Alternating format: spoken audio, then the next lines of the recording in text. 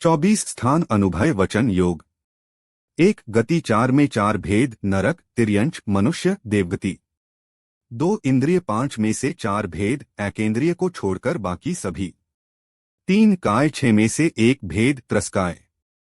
4 योग 15 में से 1 योग स्वकीय अनुभय वचन योग। 5 वेद 3 में से 3 वेद स्त्री पुरुष नपुंसक। 6 कषाय 25 में से 25 कषाय सभी कषाय। 10वें गुणस्थान की अपेक्षा अनुभय वचन योगी के कम से कम एक सूक्ष्म योग कषाय होती है तथा 11वें से 13वें गुणस्थान तक अनुभय वचन योगी कषाय रहित भी होते हैं।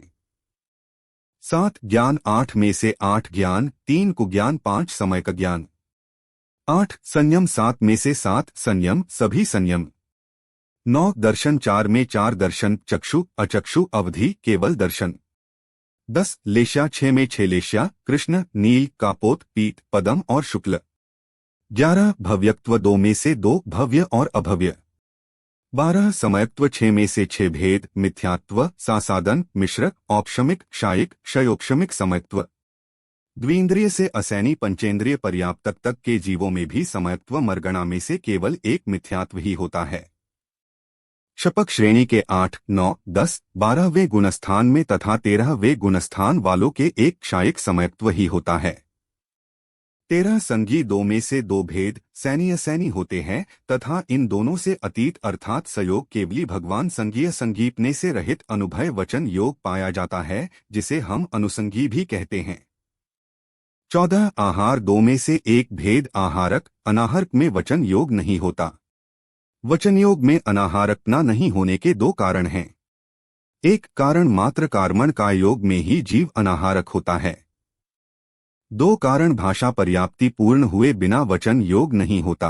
अनाहारक अवस्था में भाषा पर्याप्ति पूर्ण होना तो बहुत दूर प्रारंभ भी नहीं होती है। 15 गुणस्थान 14 में 13 भेद 1 से 13 तक अयोग केवली गुणस्थान नहीं होता। 16 जीव समास 19 में से 5 भेद द्विंद्रिय त्रिंद्रिय चतुरिंद्रिय असैनी सैनी पंचेंद्रिय। 17 पर्याप्ति 6 में से 6 भेद आहार शरीर इंद्रिय श्वासोच्छ्वास भाषा मन पर्याप्ति। 18 प्राण 10 में से 10 प्राण 5 इंद्रिय 3 बल प्राण आयु श्वासोच्छ्वास। 19 संज्ञा 4 में 4 भेद आहार भय मैथुन परिग्रह। 20 उपयोग 12 में से 12 भेद ज्ञानोपयोग 8 दर्शनापयोग 4। 21 ध्यान 16 में से 14 भेद सूक्ष्म क्रिया प्रतिपाती व्युपर्त क्रिया निवृत्ति को छोड़कर। 22 आश्रव 57 में से 43 भेद मिथ्यात्व 5 अविरति 12 कषाय 25 योग 1 स्वकीय। 23 जाति 84 लाख में से 32 लाख जातियां द्विंद्रिय से पंचेंद्रिय तक की। 24 कुल 199.5 लाख करोड़ में से 132 लाख करोड़ कुल द्विंद्रिय से पंचेंद्रिय तक की। अनुभवचन योग जिस वचन को सत्य भी नहीं कह सकते और असत्य भी नहीं कह सकते वह अनुभय वचन योग है। 2 इंद्रिय से लेकर असंगी पंचेंद्रिय पर्यंत जीवों की जो अनक्षरात्मक भाषा है तथा संगी पंचेंद्रियों की जो आमंत्रण आदि रूप अक्षरात्मक भाषा है। जैसे देवदत्त आओ यह मुझे दो क्या करूं आदि सभी अनुभवचन योग कहे जाते हैं। गोमटसार जीवकांड 221 आमंत्रण आदि 9 प्रकार की भाषा होती है। 1 आमंत्रणी बुलाने रूप हे देवदत्त तुम आओ। 2 आज्ञापनी आज्ञा रूप तुम यह काम करो। 3 याज्ञनी मांगने रूप तुम यह मुझको दो। 4 आपृच्छनी प्रश्न रूप यह क्या है। 5 प्रज्ञापनी विनती रूप हे स्वामी यह मेरी विनती है। 6 प्रत्याख्याति त्याग रूप मैं इसका त्याग करता हूँ। 7 संशवचनी संदेह रूप यह बगुलों की पक्ति है या ध्वजा है। 8 इच्छानुलोमनी इच्छा रूप मुझको भी ऐसा ही होना चाहिए। 9 अनक्षरगता द्विंद्रियदि असंगी जीवों की भाषा।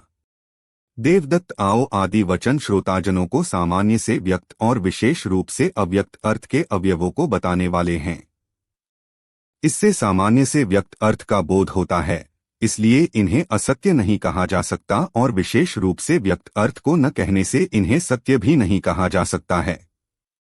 गोमटसार जीवकांड 223 अनक्षरात्मक भाषा अनुभय रूप कैसे। अनक्षरात्मक भाषा को बोलने वाले द्विंद्रिय आदि जीवों के सुख दुख के प्रकरण आदि के आलंबन से हर्ष आदि का अभिप्राय जाना जा सकता है, इसलिए व्यक्तपना संभव है। अत अनक्षरात्मक भाषा भी अनुभय रूप ही है। गोमटसार जीवकांड 226। सयोग केवली के अनुभय एवं सत्यवचन योग की सिद्धि। भगवान की दिव्य ध्वनि के सुनने वालों के श्रोत्र प्रदेश को प्राप्त होने के समय तक अनुभय वचन रूप होना सिद्ध है। उसके अनंतर श्रोताजनों के इष्ट पदार्थों में संशय आदि को दूर करके समय ज्ञान को उत्पन्न करने से सयोग केवली भगवान के सत्य वचन योगपना सिद्ध है। गोमटसार जीवकांड। प्रश्न: तीर्थंकर तो वितरागी हैं, अर्थात उनके बोलने की इच्छा का तो अभाव है, फिर उनके मात्र सत्यवाणी ही क्यों नहीं खिरी, अनुभय वाणी भी क्यों खिरी? उत्तर: तीर्थंकरों के जीव ने पूर्व में ऐसी भावना भाई थी कि संसार के सभी जीवों का कल्याण कैसे हो। उसी भावना से उनके सहज तीर्थंकर गोत्र प्रकृति का बंध पड़ गया था।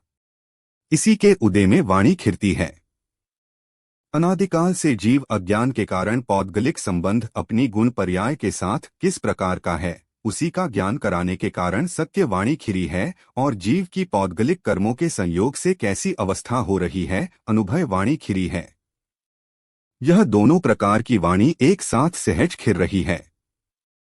इस वाणी को सुनकर ही गंधर्व देवों ने सूत्रों की रचना की है। 24 ठाणा से योग मार्गणा में अनुभय वचन योग का वर्णन पूर्ण हुआ। जिनवाणी माता की जय।